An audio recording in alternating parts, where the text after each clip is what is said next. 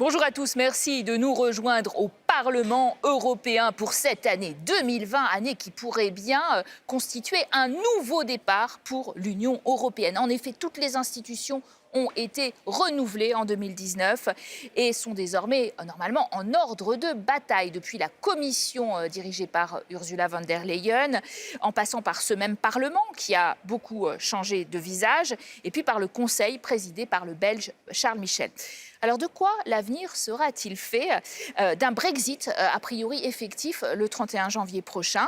Pour la première fois de son histoire, l'Union européenne perd un membre et du coup, en réaction, elle pourra tenter de relancer la construction européenne par une conférence sur l'avenir de l'Union qui est prévue. Il y a aussi bien sûr la question de son leadership sur la transition énergétique et du fameux pacte vert que l'Union européenne voudrait mettre en route. Nous allons en parler aujourd'hui avec 3 eurodéputés. Zeliana Zewko, bonjour. Bonjour. Vous êtes eurodéputée de Croatie. C'est le pays qui a adhéré il y a 6 ans et qui prend aujourd'hui la présidence tournante de l'Union européenne, qui est très content de le faire. On va voir que l'agenda est un peu chargé. Bernard Guetta, bonjour. Bonjour. Vous êtes, vous, député européen du groupe Renew et donc pour la France, bien sûr. Liste Renaissance, c'était la majorité présidentielle. Emmanuel Macron qui espère beaucoup peser dans les priorités de cette année 2020. On verra si ces espoirs sont fondés. Martine Schiedervan, bonjour. Vous êtes, Bonjour. vous, député européen de la gauche unitaire européenne, c'est Die Linke en Allemagne, alors que l'Allemagne, on l'a dit, préside en quelque sorte la Commission européenne, c'est l'exécutif fort de Ursula von der Leyen. Et puis, on se demande si la France et l'Allemagne sont encore susceptibles de se rapprocher, de servir de moteur à l'Union européenne. Et c'est ma première question d'ailleurs. Qui dirige l'Union européenne? Emmanuel Macron a eu cette ambition d'être le champion des Européens. Et puis, il est un peu embourbé dans les grèves là en début d'année. Il ne fait pas forcément figure de grand leader. Écoutez, il est sûr que s'il s'affaiblissait sur la scène intérieure, il n'aurait pas de titre ou tout simplement de possibilité à réellement peser au sein de l'Union européenne. Mais le front intérieur, écoutez, c'est pas encore réglé, c'est pas encore perdu pour lui. Et deux, en tout état de cause, moi, ce qui me frappe beaucoup, on va en parler tous les trois. Moi, ce qui me frappe beaucoup dans cette rentrée parlementaire à Bruxelles, c'est que les 3 grandes idées, qui étaient des idées non pas macroniennes, mais françaises depuis très longtemps, depuis au moins 3-4 décennies, les 3 grandes idées sur l'Union européenne, c'est-à-dire que l'Union doit s'affirmer comme un acteur politique de la scène internationale, que l'Union doit avoir une défense commune, que l'Union doit investir en commun dans les industries d'avenir, eh bien, ces 3 idées aujourd'hui sont assez consensuelles. Alors, naturellement, il y a des grandes bagarres sur, oui, d'accord, la défense européenne, mais à quel degré, jusqu'où, etc. Oui, d'accord, les investissements, mais à quel degré, jusqu'où? Oui, d'accord, l'affirmation, mais à quel degré, jusqu'où? Oui, il va y avoir des grandes bagarres. Mais ces 3 idées fondamentales, grâce à M. Trump, sont aujourd'hui devenues très consensuelles. Alors parlons des grandes bagarres justement, puisque vous, on le disait, première présidence, c'est évidemment assez prestigieux d'avoir cette présidence tournante. C'est un petit pays, la Croatie, le dernier entré, on le disait, dans la classe européenne, 4 millions d'habitants. Et puis les problèmes, la migration, les problèmes économiques sont nombreux. C'est peut-être un peu grand pour elle, non? Oui, c'est toujours grand pour tout le monde quand il y a une crise, mais surtout pour la Croatie qui a un rôle protagoniste à jouer pour donner paix et stabilité à l'Union européenne avec tous les enjeux qu'on a avec la migration et l'instabilité qui se posent avec tous ces enjeux internationaux. Parce que la Croatie a pour son grand bout pendant son présidence de répéter cette sommet de Zagreb qu'on avait eu 20 ans après, qui a donné la paix et stabilité au Balkan occidental. Et le grand but, c'est l'élargissement encore de l'Europe. Si oui. on en perd un, qu'on en gagne d'autres au moins. Alors ça, on va en parler, bien sûr. Alors, 2020, le tandem franco-allemand, le couple Merkel-Macron, qui avait l'air un petit peu en panne quand même. Est-ce qu'il peut relancer la machine? Est-ce que ça va passer par lui? Oui, je pense que la question n'est pas si le tandem fonctionne, marche ou pas. Mais la question est en fait quel rôle joue le Parlement dans cette bagarre entre le Conseil, entre la Commission et entre le Parlement. On va décider qui peut influencer la politique européenne en 2020. Et je crains que la Commission, avec Ursula von der Leyen, et le Conseil, avec Charles Michel, et aussi avec un très fort président français, Emmanuel Macron, vont influencer la politique plus fort que le Parlement, que les gens, parce que le Parlement doit jouer le rôle de représenter le pouvoir des gens, du peuple. Et le Conseil, la Commission jouent normalement avec leur intérêt. Alors, janvier, commençons par le début de l'année, qui est marqué quand même au 31 par le Brexit. Et ça, un Brexit rapide promis par Boris Johnson, qui pourrait être donc mis en œuvre, à moins d'un nouveau report, mais qui est plus improbable aujourd'hui. Comment cela va affecter concrètement l'Union européenne, Bernard Guetta? Écoutez, d'abord, quand Boris Johnson dit négociation rapide, moi, je me dis tout de suite qu'en fait, Boris Johnson pourrait ne pas vouloir d'accord et pourrait, en vérité, souhaiter ce qu'on appelait avant un Brexit dur, c'est-à-dire tout simplement une rupture complète ou quasi complète avec l'Union européenne. Parce que ce n'est pas vrai. On ne peut pas discuter en une poignée de mois les rapports commerciaux, politiques, financiers, dans tous les domaines sans exception, entre un pays qui est devenu un pays tiers et l'Union européenne. Alors si M. Johnson dit très vite, ça veut dire que dans son esprit, en tout cas je le crains, ça veut dire que dans son esprit, il s'agit de constater très rapidement qu'il n'y a pas d'accord possible et que alors la que pour Grande-Bretagne va l'instant, au partir. 31 janvier, on est dans un accord négocié. C'est l'accord qui a été négocié avec Boris Johnson, donc avec pas beaucoup de changements parce qu'il y a une période de transition après. Oui, mais attention, il y a l'accord négocié d'une part sur les conditions de la rupture, mais et puis après, il y a maintenant, l'accord commercial. il faut définir les futures relations. Oui, après, il y a les négociations sur les relations futures. Et, on commence avec ça presque maintenant, au fin de janvier. Et je crains qu'il s'agisse d'un projet pas réalisable, vu la complexité, parce qu'on doit trouver des réponses à toutes les questions liées avec le Brexit. Ça signifie le commerce, la migration, le transport, l'aviation, la défense, la sécurité, etc., etc. Et je crains que le Brexit dure. C'est déjà une possibilité pour l'Europe et la Grande-Bretagne. Et j'espère qu'on va trouver une solution pour ça. Mais donc ça va être stressant. Et la Croate vous regarde en disant c'est sous notre présidence que ça commence, que la partie commence. Moi, je ne suis pas assez pessimiste comme mes collègues. Je pense que ça va être dur, mais ça va être faisable parce qu'on a, sous notre présidence, on a un grand rôle de médiation. Même si c'est Michel Barnier qui négocie, toujours. Oui, toujours. Et c'est pourquoi je dis aussi que Michel Barnier, qui est un grand politicien et qui est un grand négociateur, aussi, il va faciliter ce rôle. On va profiter de tous les deux côtés, mais la seule chose qui m'inquiète, ce sont les possibilités et les problèmes qui s'ouvrent en Grande-Bretagne avec cette Brexit. Ça va être un processus dur avec l'Écosse et avec l'Irlande du Nord dans ce moment. Mais ça concerne vos collègues qui ne seront plus dans cet hémicycle bientôt. Oui. Soyons tout à fait honnêtes. Alors, justement, avec le Brexit, l'anglais n'est plus la langue officielle d'aucun des 27 États membres. Malte a choisi le maltais et l'Irlande le gaélique. Est-ce que l'usage de l'anglais va diminuer ou non à Bruxelles? Notre correspondance Alix Le Bourdon a mené l'enquête et a plutôt enquêté sur cette prédominance de la langue de Shakespeare et les ambitions de celle de Molière. On regarde tout de suite. Nous sommes un groupe de fonctionnaires européens dont le cœur se serre en constatant qu'il nous faille aujourd'hui en appeler à la plus haute autorité pour exercer notre droit le plus simple. Nous voulons avoir le droit de travailler en français.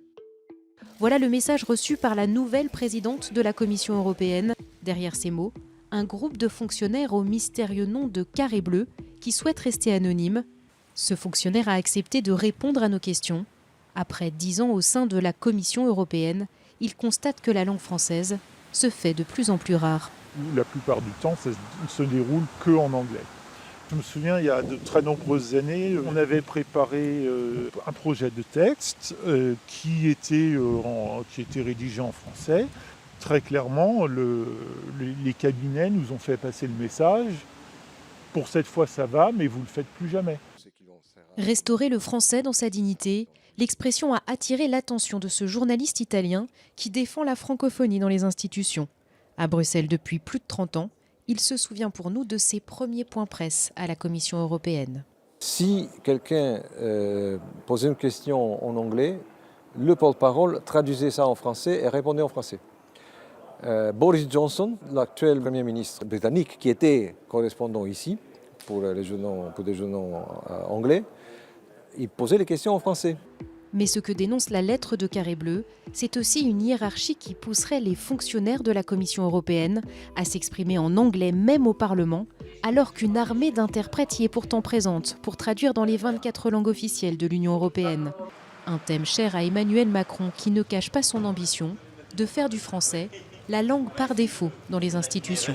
Le français va augmenter dans les institutions, M. Guetta. Non, je ne le crois pas, parce que l'anglais est aujourd'hui la lingua franca du 21e siècle. C'est la langue internationale par excellence. Il y a 27 nations, hier 28, représentées dans ce Parlement. Est-ce que nos deux amis qui sont très francophones n'ont jamais assisté à une réunion en français au Parlement? Dites-nous la vérité. Non. Ou c'était toujours en anglais? Non. Ah oui. Non. Jamais. Non, jamais. pas toujours en anglais, mais aussi en français ou en allemand. Ça dépend des gens. On doit décider. Moi, je voudrais... Au début d'une réunion, et on dit tu préfères de parler en français. Et puis, je vais vous dire autre chose.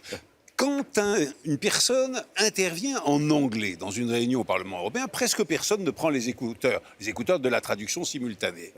Quand quelqu'un intervient en français, en vérité, peu de gens prennent les écouteurs parce que la grande majorité comprend le français. Le parle pas, mais comprend le français. Et puis quand on passe à une autre langue, alors là c'est à mourir de rire, 70% des gens prennent les écouteurs pour la traduction. Alors, mais français et anglais ambition, se tiennent. Grande ambition, on saute vers l'écologie quand même de cette année 2020. Un pacte vert, Ursula von der Leyen, justement allemande du Parti populaire européen, en a fait une priorité des priorités, la neutralité carbone en 2050, même si certains pays comme la Pologne ne suivent pas.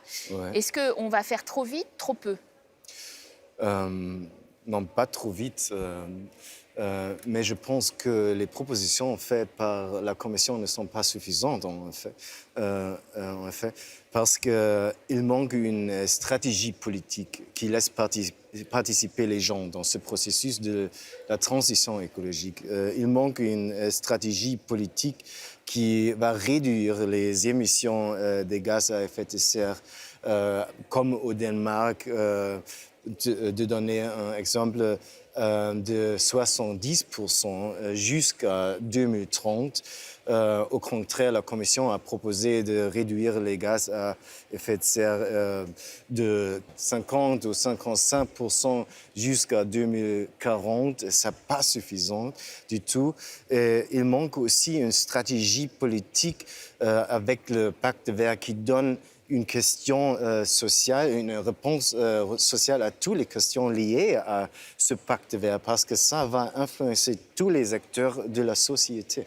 Vous êtes ex-pays communiste, en effet, la Croatie, alors le bloc de l'Est, on voit bien qu'il fait beaucoup de résistance sur ces questions écologiques, entre autres, notamment la Pologne qui ne veut pas signer. Est-ce que vous allez jouer un peu les médiateurs, là encore? Oui, comme toujours, on va jouer un médiateur, parce qu'on est un pays vert, un pays touristique, un pays qui a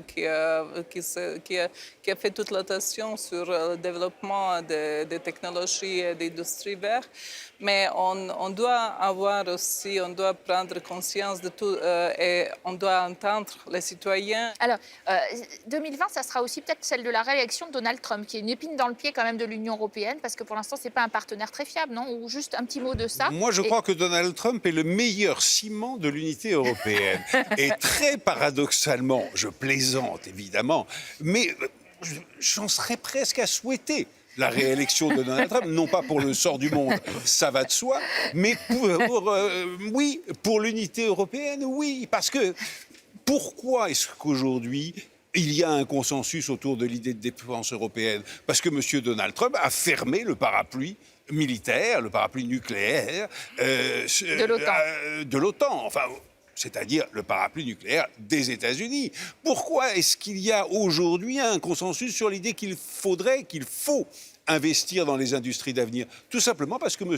Trump nous a déclaré, mais comme ça, textuellement, que lui, il savait, avec son intelligence suprême, vous savez, son intelligence suprême, son intelligence sans comparaison, unmatched, dit-il. Donc, avec son intelligence exceptionnelle, il a compris que tout le projet de l'unité européenne était fait pourquoi? Pour concurrencer l'industrie et l'économie américaine. Donc, il ne veut pas de l'Union européenne. Eh bien, écoutez, quand on ne veut pas aux États-Unis de l'Union européenne, les Européens serrent les rangs. Donc, tant mieux. Merci à vous de cette analyse de cette année 2020 que nous suivrons bien sûr sur France 24 en votre compagnie. À très bientôt à tous.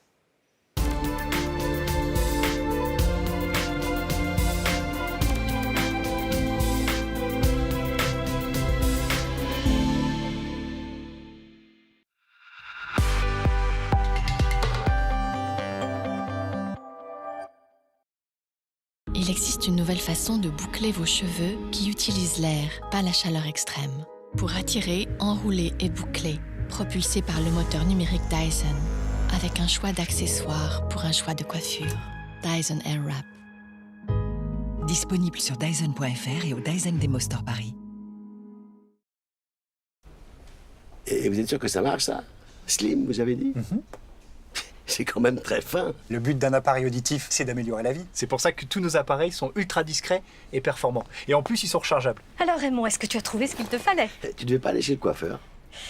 Monsieur, s'il vous plaît, vous pourriez lui parler aussi des lunettes. Je crois que mon mari en a besoin. En effet, c'est l'offre audition. Avec vos appareils auditifs, une paire de lunettes à votre vue est offerte. Non.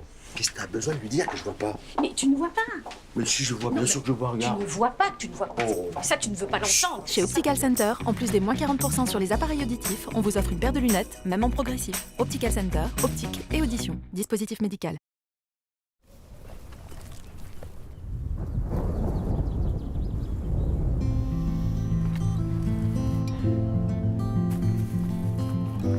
Nous sommes un lien entre les gens, un lien de confiance et de solidarité, mais aussi et surtout un lien pour aller plus loin et permettre à chacun de vivre mieux.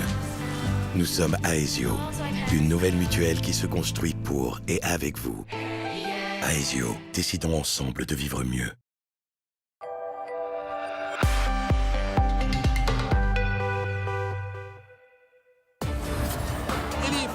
Il répond aux attentes du peuple. Il parle de notre réalité, c'est ça qu'on veut.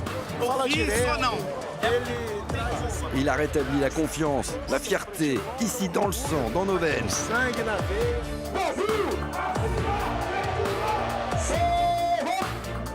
Depuis un an, Jair Bolsonaro est un président qui suscite la controverse. La démocratie est aujourd'hui menacée par un gouvernement absolument rétrograde, violent, dévastateur dans le domaine des droits sociaux. Il faut que les gens comprennent que le moment est critique. Les Brésiliens sont passifs et c'est justement ce que veut ce gouvernement, que les gens ne se rendent pas compte. Ne manquez pas notre reporter, Bolsonaro un an après, à voir sur France 24 et France24.com.